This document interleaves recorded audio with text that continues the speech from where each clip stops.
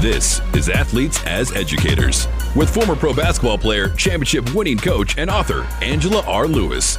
Angie Lewis interviews current and former athletes who are passionate about sharing the lessons they've learned and the experiences that have shaped their lives. Welcome to the Athletes as Educators podcast with Angela R. Lewis. Welcome to another episode of Athletes as Educators podcast. I'm Angie Lewis. Love this work that we're doing, talking about books. This is the first segment of the day, and we are talking about Beyond the Gridiron. This book was written by Travis Key and Ashton Henderson.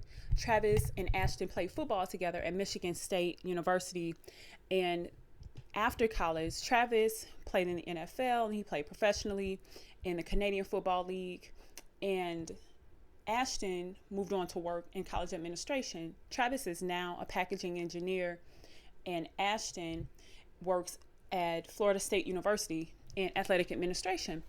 And after working with a lot of college athletes and high school athletes during some of the nonprofit work that they do, they realize that there are so many misconceptions about playing college football.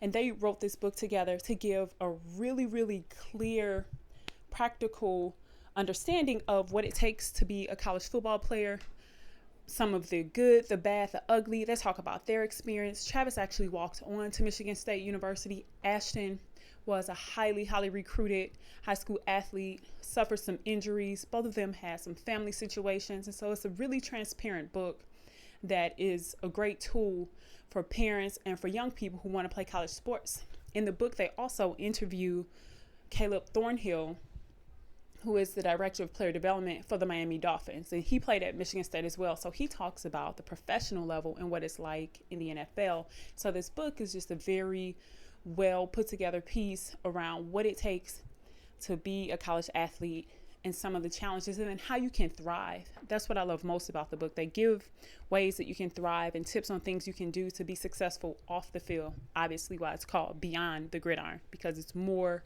than football, and young athletes are more than football players. So check out snippets of this interview with Travis. He's a great guy. He's open to people reaching out to him. And as you know, you can always reach out to me. Hit me up at Angie_R Lewis on Instagram and Twitter. You can also reach me on Facebook at Angie R. Lewis. And then if you want more updates on what's going on with the show and other podcasts, you can go to the Global Athlete Media Network Facebook page. Thanks again for listening and enjoy this episode with Travis. Here. Okay. I haven't mentioned yet that you're an author, Beyond the Gridiron.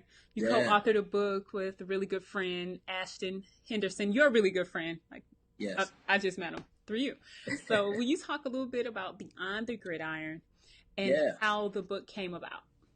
No doubt. So, Ashton was on our original team with 4th and 1 when we started when we pulled that nonprofit organization up to Lansing. One of my former teammates, one of my very, very best friends to this day. But actually, Ashton, Caleb, and we were talking one of our late night chats at camp. We were just talking about just the gap that exists and how sort of naive the kids that we were, dealing with at our camp that were in our program, how naive they were about the process, and how naive they were about their skill level, how naive they were about, the skill level that it was going to take to be able to go to college and play and be successful and get to the NFL and all that good stuff, right? And so we just started talking about, just brainstorming around stuff that we could do to make a broader impact, right? Not just for, under-resourced, underserved high school student athletes, but just high school student athletes in general, male and female. To make a long story short, we decided that we needed to write a book, just based on, the three of us, the experiences that we've had, being players, being teammates, being coaches, front office professionals, things like that. We understood that we had a lot of the knowledge and a lot of the experience, right? Definitely. And we played at Michigan State University. Ashton at the time, he was, at Florida State, which he's back at Florida State right now. And, he's the associate director of academics down there. Caleb's in the front office in the NFL. So we came with some with some backing, with some substance behind our thoughts and experiences. But we just decided that we needed to write a book. Caleb was twiddling his thumbs and didn't want to get on board at first. And so Ashton kept poking me, and we just put pen to paper, and probably 8-9 months after we started, we had a product. And then we figured out a way to get Caleb back intertwined. He has a piece in the book, but yeah. Ashton and I did all of the dirty work. It is a really good book, though. I've read it, was able to get some exclusive before it was released. Yeah. Readings of it, and it is a really good book. Parents, if you're out there, you have athletes who are interested in playing college sports or college athletes, you need to read Beyond the Gridiron, because Travis, Caleb, and Ashton's experiences are going to resonate with you, and they offer some really practical advice on ways to maximize your athletic experience, but also prepare for life. Exactly. And we put a strong emphasis on, not throwing a bunch of stats at kids and parents, not, giving them 300-400 pages of material to read, stuff that they hear on a regular basis. We tried to, portray all of those stats and all of those things that I just spoke about through our experiences, right? And let them just come to light through the journey that the journeys that we've taken. But ultimately, the mission of the book is just to help student athletes be better prepared, before they come in. Definitely. So that can equal success on the way out, right? Use that athletic experience, if you're blessed enough to get it, to position yourself for long-term sustainable success, right? Leveraging all of the resources that are available to you, all of the access that you have as a student athlete. Exactly. A lot of folks take that stuff for granted, but we want to make sure that we can, give folks a leg up and a heads up before they show up to campus. Your book definitely does that. And it's really powerful because you all tell your stories. And what better way for people to connect than to hear your stories? And any athlete that reads it, whether you play football or not, you're going to see pieces of yourself as you guys talk about the difficulties and challenges, whether it was family issues or tragedies, or whether it's your transition out of sport. All of those are in the book, and so it's really, really powerful. So, Travis, there are going to be a lot of athletes listening, right? Some of which are going to be your age or older, the 30-plus club, who transition from sport. What's your advice on how to successfully transition from being a college athlete to professional athlete? So, and I'll try to make this short and sweet so I don't take up too much time, but it's just really understanding your purpose, right? Having a greater purpose outside of that sport that drives you, right? And then that'll allow you to be able to align your activity and align, yourself with the circle of folks that can help you, down that path. For me, it's really always been about, being able to provide a better life for my family, for my kids, just based on my experiences, right? Yours may be, or whoever's listening, it may be, finding a cure for a disease, or providing some resources, or, a better situation for someone with disabilities or something like that, fighting hunger. I don't know what it is, right? But just identifying what are you truly passionate about, right? And then once you do that, hopefully you're in a position at a school where you can find some type of major or something like that can help you line up with that goal. And then, once you get done playing your sport, the best thing you can do is try to jump right in and start making a difference, right? Because once you're done playing, whether it's collegiately or, professionally, once you're done playing, you still have access, you still have attention, you still have, notoriety, I guess you can say, and people will give you a chance, people will listen to you, just because you played a sport. It's crazy how that works. It is. Right? And so the best advice I can give you, or part of the best advice I can give you, is to start right away. Don't wait. Use that access while you still have it. Right. But then two, you got to surround yourself with the right people. You Mm-hmm. got to surround yourself with the right people. People that believe in you. People that aren't just with you because you play the sport, right? People that truly care about where you end up, where you're going, and where you end up. Yeah. So that's huge because we're not always going to wake up and be on our best, be on our best foot and having our best day. So we need people to support us and keep us on the right path. So that's crucial. Okay. But just three Okay. is gotta underline it all, right? It's gotta be about something outside of yourself. Yeah. Hopefully that's a piece of what your passion is, but it's gotta be about something else. Going back for me, it's always been about my family, my kids, right? And so no matter what job I'll wake up and go to, no matter what title I have, it doesn't matter, what my degree was in. I know that I'm going to be successful because my ultimate drive comes from my family, right? I love my job, don't get me wrong, but I don't wake up every day, come here with the mindset that I have and, the drive to deliver and make an impact like I have because I love being a packaging engineer and I love this company. It all stems from my love for my family, right? And so I know if I miss a beat here, then I'm, that's at the expense of them. Right. You know what I'm saying? And so it has to be like your drive has to come from something else outside of just your success or outside of your money and all of those. I guess I don't want to call them shallow things because they are important. Right. But just has to have a little more substance behind it. You make some really good points, Travis. One, it sounds like you're saying once you leave college athletics or professional athletics, you still need a team. Mm-hmm. You still need a team of people who are going to push you like your teammates did when you were on a sports team. And you need a coach who can help guide and mentor your professional success. I think it's pretty fascinating when I interview athletes and we talk about when they started playing, and oftentimes it's 5, 6, 7 years old. So you've had a coach from the time you were 5, 6, 7 until the time you finish playing sports, and then you leave the world of sports, and then you step out into the world without a coach.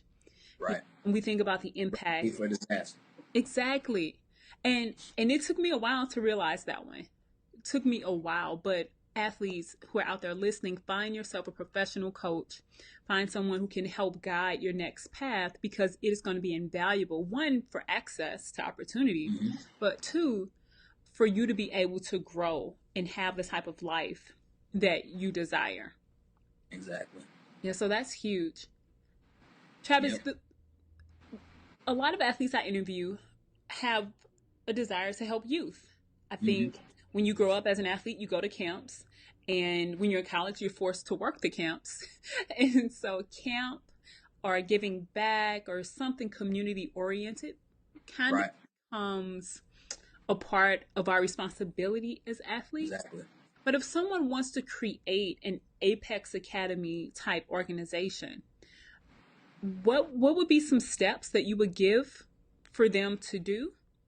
And what are the best ways, what are some challenges you face with creating the organization that they could look out for? Yeah. Piggybacking off of, the last piece of conversation we just had, find yourself a coach, a mentor, right? So find someone else that has gone down that path that can just talk to you about what to expect. Doesn't have to be that their mission is exactly the same as yours, but if someone's navigated the process of starting and establishing a nonprofit organization, all of that behind the scenes stuff is the same. It doesn't matter what you're setting out to do. So find yourself a coach through that process because it is very rigorous. It's very rigorous.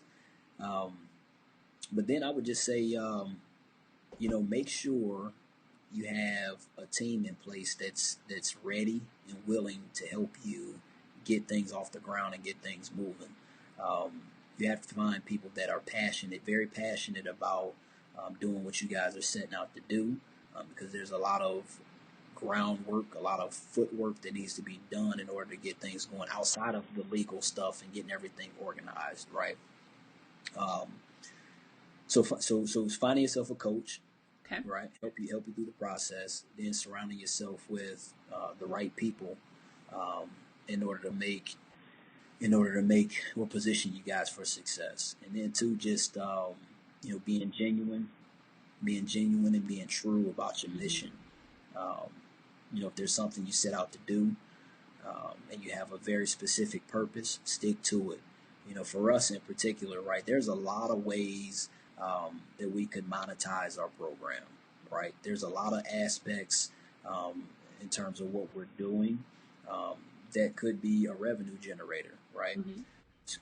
What we were very intentional and very clear to ourselves and amongst our board that we weren't going to turn into a program that just ended up being, a recruiting channel, right? Where we only accepted athletes because they were great athletes, and it ended up being a situation where college coaches were showing up to our programs and recruiting kids. We made it very specific and intentional that we weren't going to end up like that because that wasn't our mission, right? Mm-hmm. And being true and being very focused on our mission and not that allowed us to not sway and just stay within scope of what we wanted to set out to do. So that's very key as well. Yep. So 4th and 1, which we just transitioned to Apex Academy, a little bit difference in the program and how we deliver the platform. But back 4th and 1, when we were first introduced, is basically a camp that's geared to help high school football players in particular bridge the gap in between the skills that they acquire on the field in other areas of their lives to achieve success, right? So we focus on a lot of personal development stuff, leadership, handling adversity, just a lot of character development activity there. We also focus on access to education, which the ACT, the SAT exam, and things like that serve as the entrance exam or the gateway to being able to go to college, right? So we put a lot of emphasis on providing resources to help prepare them for that situation as well. So I get to 4th and 1 and realized that there is nothing else like this that I've ever experienced in terms of a camp, and was totally blown away. Like, why did you guys even start it? I mean, you're a packaging engineer. Caleb is the director of player development for the Miami Dolphins. Everyone on your team who put this together, pretty successful in doing big things themselves. Why come back and do this? Yeah, so the big component is, all of us have something in common, or the majority of us have something in common. And, that's the fact that we played an organized sport. And most of us played it at a really high level. And we all, understand the strong characteristics and how important it is, to be able to utilize those characteristics and transition over into, other areas of your life to be successful. Then all of our connections with, just youth in general, our passions around developing our youth, connections in Lansing and other under-resourced, low income, at risk, however you want to term it, communities. There's definitely a need, and we all see that need, and we're all passionate about making an impact there. So it only made sense. Caleb and I sat down back in 2010, and at that time I was just hanging up the cleats, stepping away from the game. Caleb was really just vaulting into his career as a front office professional in the NFL, and we started the conversation around all of the lessons that we've learned through the game. And eventually that led to, the gap that exists between the understanding that high school student athletes have today in regards to what it takes to get to that level. And we just felt obligated at that point, to start putting rubber to the pavement and make something happen. Long story short, Darren Roberts was a defensive backs coach with the Detroit Lions at the time when Caleb was doing his internship there. He served as sort of a mentor for us through the process. We told him about our vision, and come to find out he had just started a program called 4th and 1 down in East Texas the year prior. And so, as he was mentoring us through the process, all of the legal stuff that we had to, look forward to and whatnot. We basically came to terms that, the folks that we wanted to serve, the demographics of those individuals were the same. Our mission was pretty well aligned. It wasn't exact, but pretty well aligned. And Caleb and I wanted to act faster than really if we'd had to go through the normal process than what we'd have been able to do. So we decided to just come underneath the umbrella of 4th and 1, the organization that Darren already established, and just move a camp, so erect a camp in Lansing and serve that community there. So we did that for 4 strong years, had a great time, great relationship with that organization, learned a lot. Then just this past year, Caleb and I were, we were blessed and in a position to be able to branch off and start Apex Academy, which is our full vision, right? With all of the bells and whistles, everything that we envisioned day one, but we're now in a position to be able to execute it. So 4th and 1, the major difference is just the way that we execute and interact with our kids. We have a cohort model, so we bring kids in our program as rising sophomores, and they stay in our program for 3 years, going into college and beyond, right? And so there's a different curriculum from a development perspective, personally, from a development perspective, academically, that they'll go through each year, right? So it's progressive, and the main focus is just to get these kids to understand what it takes to get to college in general, not as a student athlete per se, right, but to help them understand, the access to the game that they have now and the lessons that they're going to learn now. How can they use those lessons to just get to college and be successful in college, whether they can play a sport or not? Exactly. Because we know that most student athletes aren't going to play college sports. Right. And so you guys approach it in a holistic development way. Exactly. Travis, you know what's going to happen. People are going to listen to this podcast and listen to the first 5 minutes and think that you had it easy. You played at Michigan State. You're a packaging engineer for a really big company. Did you have any challenges along the way? And if so, what are some of those? My life has been full of challenges. But you know what? I've always been a proponent of, not letting my circumstances, right, dictate where I'm going to end up, right? One thing I always say, and a message that I try to deliver when I'm speaking to kids and things like that is, to not let statistics around the color of your skin, around your gender, around the zip code that you grow up in, dictate where you're going to end up, right? So, for myself in particular, I was born in Harvey, Illinois, which is on the south side of Chicago. Okay. Very, very rough situation, right? A lot of statistics come to mind there. By, growing up just in that zip code, most would say by the age of 30, which I just turned 30, December 31st. So I'm an old man now, but most would say... 30's not old. Time out. 30's not old, man. Life just gets better. It's getting better, man. But most would say, by the age of 30, coming from where I came from, I either be, on drugs, in jail or dead, And I chose at a really early age to not let that happen to me. And, my mindset has always been focused on doing whatever it took to make sure that I ended up in a better situation and that my kids and future generations under me didn't have to grow up the way or around and in the circumstances that I had to grow up in, right? So that's always been my focus. Going into high school, my mom made a courageous decision to move us out of the city, moved us up here to Three Rivers, Michigan. So total opposite end of the spectrum in terms of, demographics and things like that. Primarily, Caucasian community, rural area. I had to walk down a dirt road to get to the bus stop, right? So literally? Literally. You literally walked down a dirt road? Had to walk down a dirt road to get to my bus stop. Okay. So, complete culture shock, right? But she made that decision, in order to give me and, my brother, who's a little bit older than I am, a year older than I am, to give us a better chance. And, when we moved, we didn't want to move. being young teenagers. But she sat us down and she told us that it was it was a chance for a new opportunity. It was a chance for us to kind of recreate, who we were perceived to be, and just to put us on a better trajectory, right? And so I took that to heart, and really just focused on surrounding myself with the right people. Focused on on my academics, and of course I love sports, football, Right. basketball, track.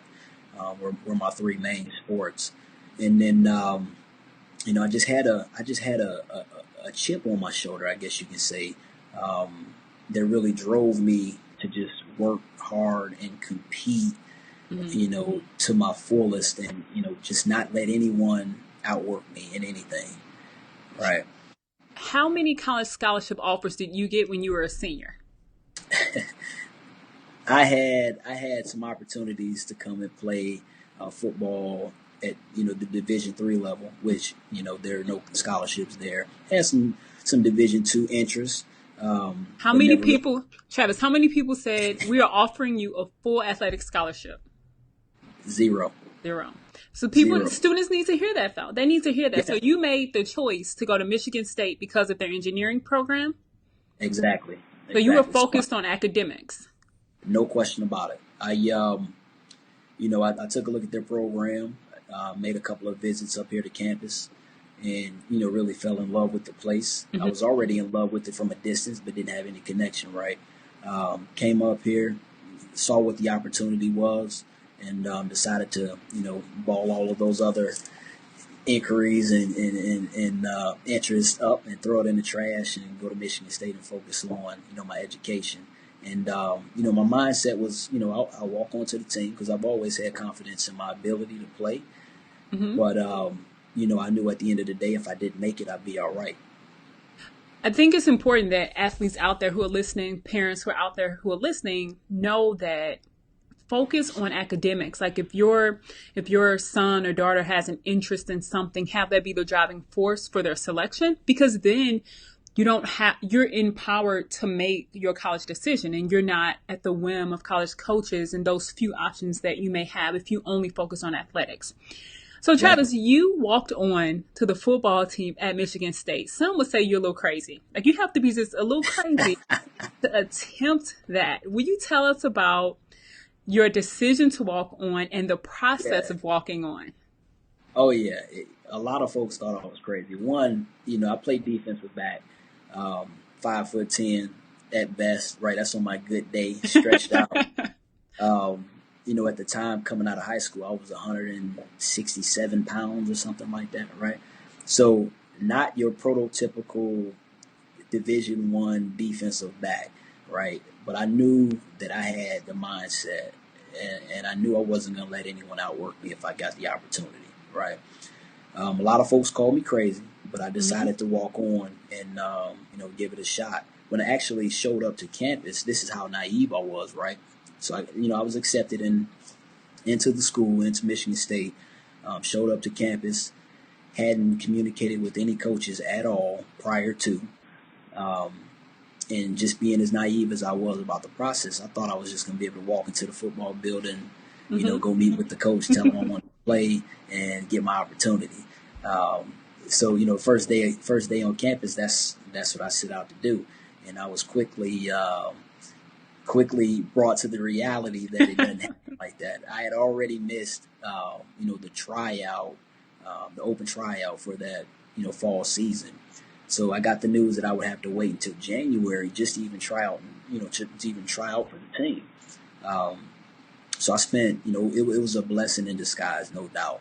And I spent the whole, my whole first semester getting acclimated to school, getting acclimated with the social life and things like that, all the responsibilities that come along with being a college student, and it was just a great thing for me. But I never lost sight of what I wanted to do, right, athletically. So every day, I was working out, lifting weights, running at the intramural facility. I would have folks in my dorm, throwing passes to me and punting the ball. I'm out in the fields catching punts and things like that, just, preparing for what I wanted to do. And a lot of folks that I hung out with thought that I was crazy. Yeah. But, I knew what I wanted to do, and I knew the type of work that it was going to take to even give myself a chance. So, let's get this straight. You walk on to college as a freshman. You walk on campus as a freshman. You go to the coach's office and say, "Hey, I want to try out for the team." And they're like, no, you can't try out. You completely Doesn't work like that. No, it doesn't work. So athletes, if you are out there, you need to make contact with coaches or someone in the department before the first day of class for any sport. Like if you wait to get on campus, it is probably a little too late to make that happen. And then you're working out just for a chance to try out. Yep. For a season that's a year. So you wouldn't be able to play literally for an entire year. Exactly. And you were working out like you had a game the next day. Exactly. I knew I had to approach it that way, and it really paid off because that January when we came back from Christmas break, I got the email saying that, the tryout was such and such date, such and such time. I showed up, man. And, there were probably, 70, 80 folks in the indoor facility with aspirations that were very similar to mine, right? Mm-hmm. A lot. Funny thing is, a lot of the folks that were in there were the same folks that were working out, across from me at the IM, and I would tell them what I wanted to do, and they look at me like I was crazy. But went in, and I just took the same approach in there that I had this entire time. I wasn't gonna let anyone outwork me, regardless of if I was the fastest guy, the biggest guy, the strongest guy. I wasn't gonna let anyone give more effort than me on that day, right? So I made a conscious effort, which I think this is probably the one thing that really gave me a chance right here. And this is a lesson to anyone who's out there listening. I made a very conscious effort to be the first person in line in every single drill that we did that day, right? Now, I put my body through a lot of torture and pain doing that because I had to go out and demonstrate all of the drills before we actually engaged in the drill. And then I had to go right back in line and go full speed again and complete that drill, right? But I knew that, just doing that, just that gesture alone would allow me to show the coaches something that they couldn't measure on a stopwatch or on a bench or, with the tape measure at the vertical jump, right? I was showing them that I had, initiative. I was showing them that I had some leadership ability, things like that, right? Exactly. And so I think, honest to God, I think that is probably the one thing that I did that day that allowed me to be the only one person out of all of those folks that showed up to get an invitation back to come and continue my dream. That's pretty fascinating. And it's important that athletes know that it's not always stats. Stats aren't the only thing that coaches look for. They look for those intangibles that you will never see on a stat sheet. Your willingness to step up and be a leader, right? They saw that in you. And that's tremendous that you can pinpoint that moment and that conscious decision to do something that would give you an opportunity. Mm-hmm. Travis, so you get an opportunity to play on the team. So you played, you started and then you played every game, all game, right? Because that's what they're going to think. They're going to hear you play. I know. And there's going to be this assumption that you played every game. Like you went through all of this and what happened the upcoming season? Man, so, my freshman year, which was actually my sophomore year in school, right? So my freshman year playing, coming in as a walk-on, you got to understand that you're not going to be treated, like the scholarship athletes. You're not going to have, the same perks. The coaches aren't going to feel the same about you. You're going to have to literally earn every bit of respect that you get from the players and the coaches. So coming in, I had to do a lot of the dirty work in practice and stuff like that, right? I had to, all of the scout team stuff, holding the bags, holding the dummies, and, just all of the grunt work.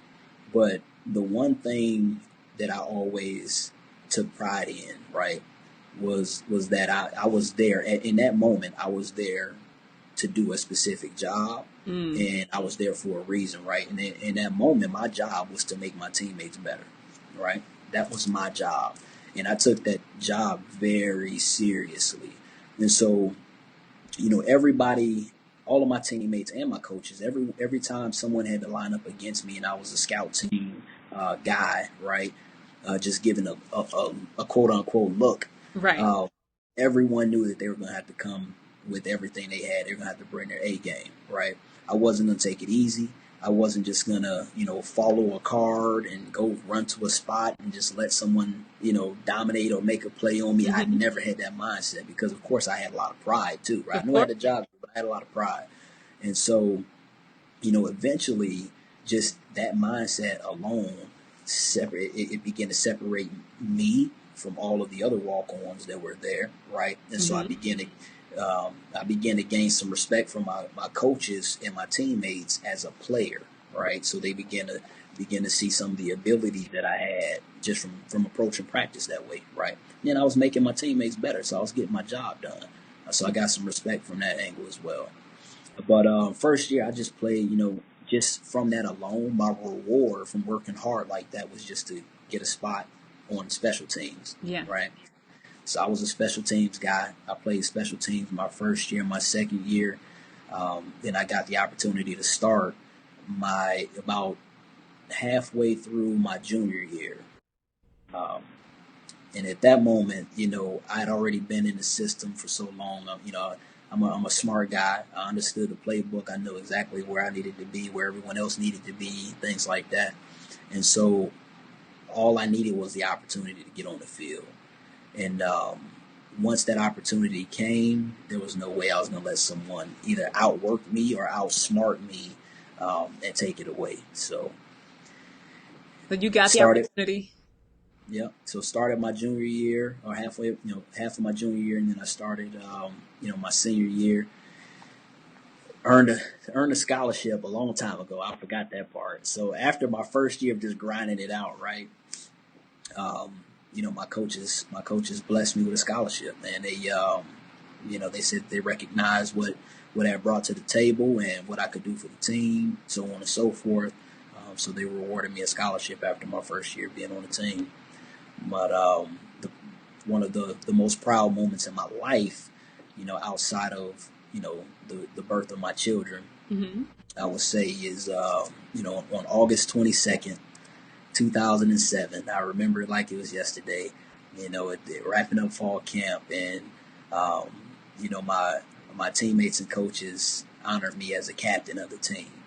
As a senior captain of the team, and the hair on my arm stand up every time I think about it. But that moment alone was just it just solidified all of my hard work, all of my effort, and it helped me understand that you can control what you do and where you end up, and influencing people and focusing on influencing people and making an impact on others around you through your work and through your energy and through your effort. That's what's most important, So. It sounds like you bring that championship mindset you brought that mindset to your work, and it started with you first being the one going out there and pushing yourself beyond what you thought was possible, and hurting and playing through pain and all of the uncomfortable times led to you ultimately being a leader on the team. Exactly. And so I love your story because your experience, because people think that you start out as the best player, then everyone sees you as a leader. And that's not the case. Like, you were a servant first, and you pushed people, and the team was always your highest priority. It wasn't about self. Yep. Yeah. And then, just that whole notion around, hard work, right? People think if I work hard, I'll get what I deserve or what I want. There's a couple of things to it, right? One, you got to understand you can work extremely hard, right? You can outwork everybody in the building. But if you don't get the opportunity, right, then you may not achieve your goal. But how do you get the opportunity? You get the opportunity based on how you treat people, how you interact with people, the type of relationships that you build with the folks that have the access to give you an opportunity, right? So that's where a lot of folks kind of miss a beat. It's not just working hard, right? It's about the relationships that you build with the folks that have access to things that you want, right? That's deep. And then two on the hard work piece, it's like you can't. It's not something that you can just turn off and turn on. And, when I know I got to go to practice, I'm just going to turn this on. I'm going to flip the switch and, I'm going to go. It has to be constant. Like if you have it in you, you're going to work hard at every single thing that's put in front of you, every challenge that's presented to you in your life, no matter if it's athletically, academically, socially, mentally, whatever it is, relationship wise. Yep. Every challenge, everything that comes in front of you, you're gonna work hard to be the best and overcome it, if that's the case, right? Exactly. And so in the moments where things get really tough on us mentally, physically, if we don't always have that switch on, if it's not a constant, that's when it'll be easy to revert back to autopilot and try to coast. And then when we do that, we fail, right? So you can't make yourself vulnerable. It has to be something that you do all the time. Exactly. No, you make a really great point about that. I want to know how you use that mindset in your current work. Because you're an engineer, and Yeah. what we know is you don't wake up, decide to be an engineer, and then go apply for a job. You have to do an internship. You have to learn about the industry. How did you get to where you are? Yeah. So you bring a good point up about the internship piece, right? So in my profession, you really need an internship before gonna jump into a full-time position. Um, and being a student athlete in college challenges that tremendously, right? Just with the time and the demands and things like that a student athlete has. I couldn't just leave campus and go to California for 6 months and do an internship because I had responsibilities to the university. Um, so I had to make some sacrifices. During the spring and summer workouts, I had a different schedule than everyone else that was on the team. I would have to get up at 5 o'clock in the morning, get my workout out of the way, then hop on the highway, drive an hour to Flint, Michigan, and then work for 7 hours, then hop in my van, drive back, to campus, and then do all of the afternoon workouts with my teammates. So the 7-on-7s, the conditioning, and all of that stuff. So I did that for part of spring and an entire summer, right, where everyone else was just kind of taking a couple classes, go to a couple workouts, and then they're relaxing for the rest of the day. So I had to make a lot of sacrifices, but I knew it was what I had to do in order to achieve in this profession. And so that's where it started. But on the day-to-day, man, I still have that mindset, right? I know that I can't just do what everyone else is doing, right? If I want to be great, if I want to be the best packaging engineer in my company, if I want to be the best packaging engineer in the industry, period, right? I can't just go through the motions. I can't just do what everyone else is doing. I can't measure myself per se against everyone else. Right. I have to set my own bar and measure myself against that bar. And so it's just the mindset that I have, man. TK, before I met you, I had no idea about packaging engineering, right? And I'll never forget, it was one day at camp, we were having lunch, and I was like, so what do you do? And Right. what is packaging engineering? How did you get involved or interested in the engineering profession, and why packaging engineering opposed to mechanical, electrical, all of the other segments of engineering? Yeah, so I started out as a mechanical engineer major at Michigan State. Okay. No one, it's crazy. No one knows what a packaging engineer No. is, including me. I didn't know what it was until I got to Michigan State and I was exposed to it. But the thing about packaging that really drew me in, there's a strong business component to it. So the people, the relationships component piece that I told I'm naturally drawn to that atmosphere. Those are some of my natural strengths. But I'm also I have an innovative spirit. Okay. I'm a very technical person in terms of my mind, but my delivery and like my interaction is all about people, right? So packaging allowed that sort of scenario for me. It was really a good fit. And so once I was exposed to it and I understood everything that it had to offer, I jumped right in. But just to clear it up, what packaging engineering is, right? So if you at its very core, every consumer product comes in a package, right? Will you give an example? No matter if it's Pepsi, the liquid in the bottle, right? No matter if it's Frosted Flakes in the box, right? No matter if it's, the steering wheel that goes on an Escalade that has to be shipped to GM before it's installed, right? Everything comes in a package, right? If it has to be shipped to a consumer or a customer, it has to be in a package. And so basically my team or my profession, we're the science and the engineering behind those packages, right? So you can use your imagination and understand how it varies across different industries. Will you give us an example of a project that you had, if you can?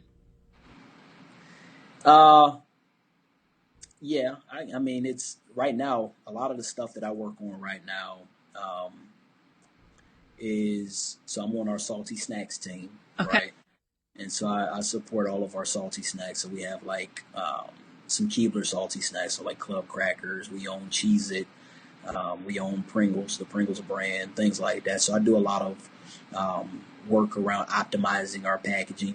So a lot of stuff that you wouldn't be able to see per se, but there's a lot of engineering and science that goes into the package to preserve the product and withstand through our distribution channels and things like that. The cool, innovative projects that I'm working on, of course, I can't talk about them right now on this call.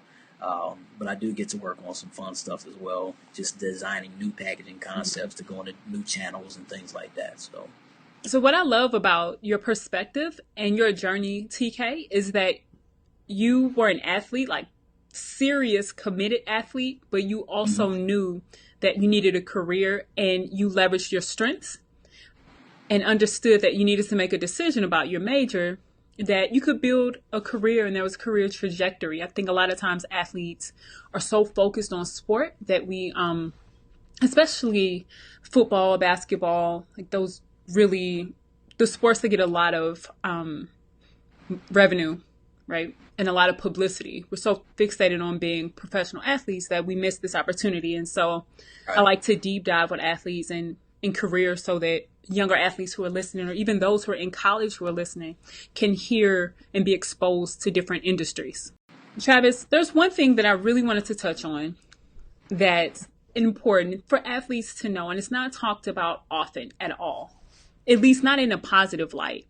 And so before we go, will you talk a little bit about the intelligence that you have to be a college athlete? I know a lot of times we hear about dumb jocks or athletes don't care about learning.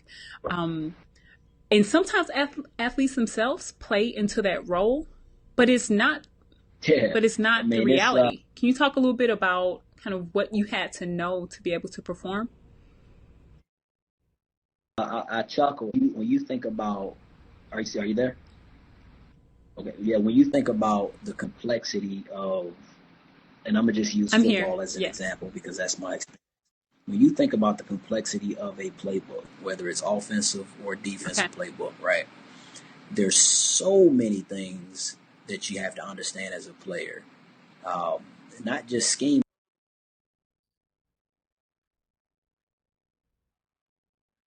wise, but physical movements and positioning and things like that. Just understanding, patterns and trends and being able to read keys and things like that. So, like the intellect that it takes to be an athlete, to be a football player or athlete, and be successful at it is tremendous. So there's no way you can be dumb and play this game and be successful, right? The thing is, in that situation or in that moment, we choose, right, to put the energy in. We choose to put the focus in. We choose to put the time in to make sure we understand all of that stuff so that on game day we can perform, right? Exactly. Where some athletes fall short is they don't choose to put that same focus. They don't choose to put that same energy and passion into other areas of their lives, right? And so they fall short. But it has nothing to do with the mental capacity, right? It's all about where they're focusing and where they choose to put their energy, right? So there are some dumb athletes, and those dumb athletes are probably the guys that can't physically be on the court or be on the field and be successful, right? So I'm not going to say every athlete is smart, But the Yeah. ones that are out there performing and the ones that have the ability to perform at a high level, it's not possible to not have the intellectual, the mental capacity on the court, but you don't have it off the court. It's just not possible. So athletes take that what we've learned on the court, transfer that off the court, use that to learn other things that will make you successful.